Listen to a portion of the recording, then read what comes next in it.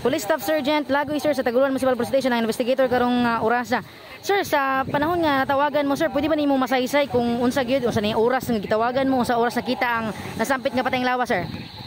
Ganina hapon ma'am, nakadawat tagtawag gikan sa barangay captain sa Baluarte si Kapitan Pagara. Mga alas 2 kapin ukulang. Then pag-abot ato diri sa area, ang patayng lawas is napa sa laod. So ato sang giulatan, di mga alas 2:40 gyud. Kanang taknaa is ilan ang nadala ang patayng lawas diri sa pan. Bye-bye. So karon samtang gahulat ta ganina, natay nadawat na impormasyon na naay isa ka lalaki na nawala na taga Tablon. So atong gitan-aw, nakita nato ang impormasyon. So samtang naana diri ang patayng lawas sa Baybay, ato kung nakita ang description sa gi-describe dito sa informasyon sa Facebook. So atong nasuta na SIM ra sila, SIM identity. So namay contact number so atong gitry tawagan. So karon ako na istorya tong isa sa ilang pamilya ug iya po dong nakita sa live nato na SIM ilang yun ang pamilya, ilang i-confirm. Sa panahon do sir nga nawala ni unsa rin siya sir? Ato pa dong pizza 30. Nang kuan daw kani, nang isda daw kani dito sa Suba.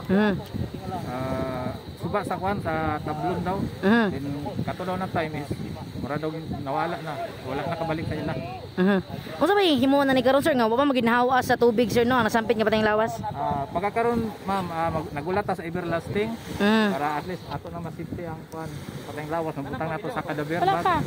Then ayan nato dalon dito sa Polinaria. Then kung dili pa makaabot ang pamilya, dito na nato dalon sa everlasting para ilang makita.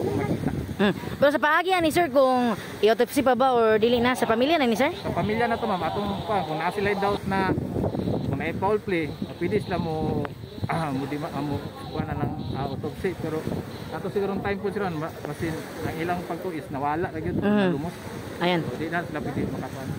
Sir, mensahe po nimo sa katawan no, kay ubay-ubay po karon kay kagahapon na law na po nakita nga naglutaw-lutaw nga patayng lawas sa may hasaan. So imo po mensahe sir sa atong mga katawhan. Labi na sa atong mga ngisda, magkuan ta, ulit ta magkuan, magamping. Kung labi na mangisda ta, dapat dili po kay sila ta magpalawod og kuan. Kung mahimo man galing, dapat kumpleto po ta sa atong mga gamit kung maglaya ta.